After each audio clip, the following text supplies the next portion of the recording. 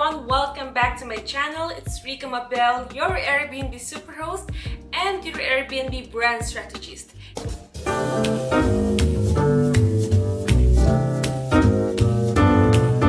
For today's video, I'm gonna be walking you through my ultimate Airbnb launch checklist. So this video is for you if number one, you are looking to start your own Airbnb business, and number two, you feel overwhelmed with your own process in creating your own Airbnb business or launching your own Airbnb business. Yes, so okay, without further ado, let's get started with the video. So guys, if you are with me in this video, kindly download the checklist on the description box below. Yes, so let's go. Let's go over the steps. The first thing that you might want to do in starting your own Airbnb business is number one, knowing your why. Okay, why am I building this business? Why do I want this business to succeed? Why am I doing this? Okay, so those things are super important to know so that when you're starting to feel a little bit low, because all businesses have ups and lows, so once you're feeling a little bit low too, and yeah, you'll know why are you doing this to yourself. Yes, okay.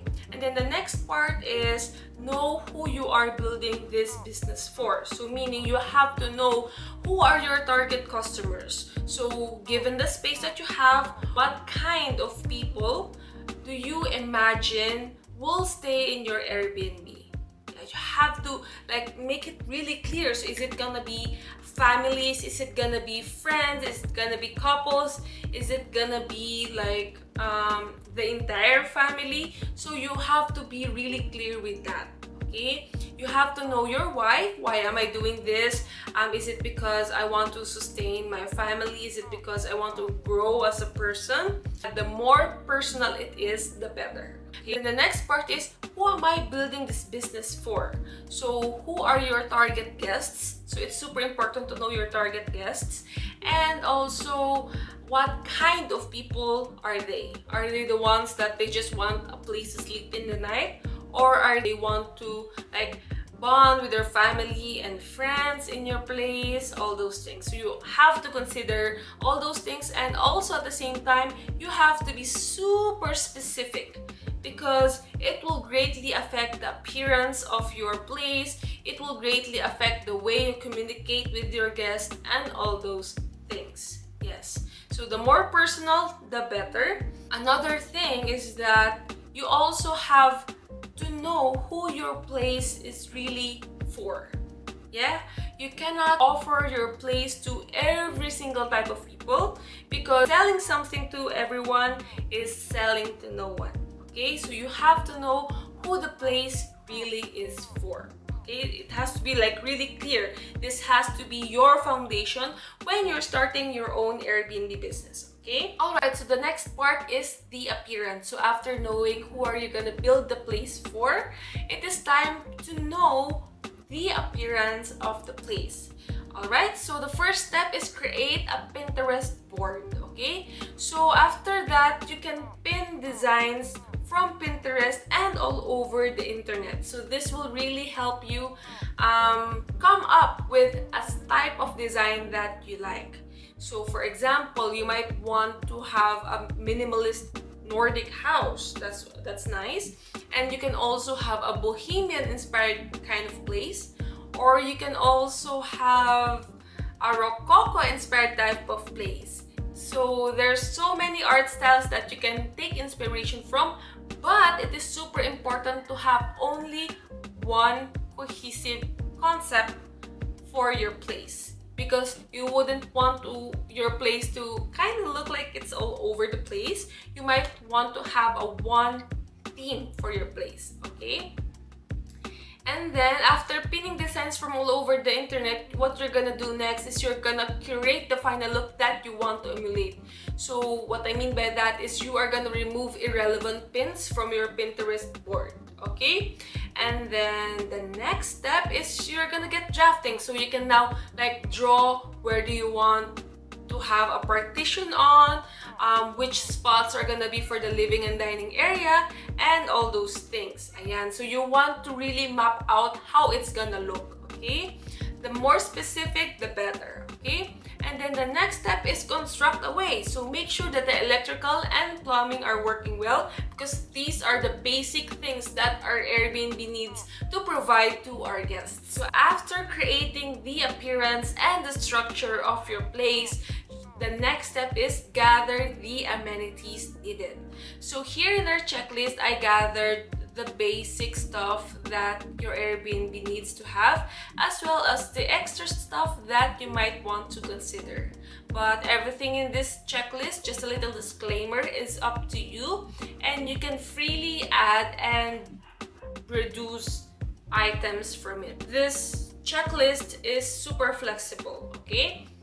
Alright, so the basics that your place needs to have is number 1 is beds, sofa, mattresses, dining table, dining chairs, beddings, and you must have a cover, blanket, pillowcase, and if you want to have a duvet or duvet, I'm not sure with the pronunciation, but yeah, you can also add those things. And then you might want to add a mattress protector so that once your guest spills, for example, a cup of water in the bed, your mattress itself won't get super affected, because most mattress protectors are waterproof, okay, or water resistant, okay.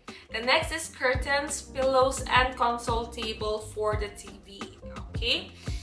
Alright, so another thing to consider once you gather the amenities needed, so for the beds, it's super important that once you want your place to sleep, for example, once you want your place to sleep 4 people, then you have to provide 4 beds. So you want, what you want to happen here is for them to have a comfortable stay at your place, okay? Alright, so for the appliances, we have aircon, TV, water dispenser, gas or electrical stove, microwave oven, rice cooker, refrigerator or chiller, water gallon, and water heater. Ayan. So it's super important.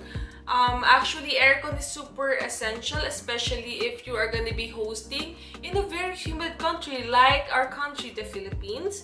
And you also might want to consider adding a rice cooker in your unit, because it's super important since we Filipinos love rice, okay? Also, I also make it a point to always add a water dispenser and a water gallon with unlimited refill in our places, because I know how such a hassle it is to buy water gallons from convenience stores and supermarkets. So it's super hassle to buy like tons and tons of water gallons, and I feel like it's also kind of not eco-friendly. So as much as possible, we always make it a point to provide safe, purified, and super clean drinking water for our guests with a limited refill, okay? Alright, because we do this because we want our guests to feel comfortable, safe, and healthy on our place. And then the next one is the decor. So for the decor, you might want to consider adding picture frames, mirrors, house rules, vases, side tables, coffee tables, keychain, and reed diffuser, okay? So for your accommodations place, it is super important to add house rules so that your guests will be aware of your rules, because sometimes our guests don't have time to read our check-in messages, which is why we must have like a house rules for them to see on site, okay? So yeah, so it is also a good thing so that your guests will know what are the don'ts in your place and the do's, okay?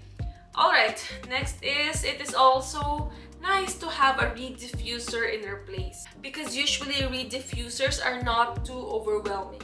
The smell is not too overwhelming, which is why it is nice to have a reed diffuser on our Airbnb. Okay? Alright, so the next part is the kitchen.